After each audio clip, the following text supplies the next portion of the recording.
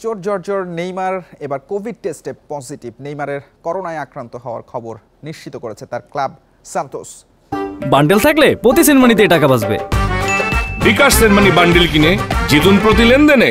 বৃহস্পতিবার কোভিড টেস্টে পজিটিভ হওয়ায় নেইমারকে আইসোলেশনে রাখার কথা জানিয়েছে সান্তোস।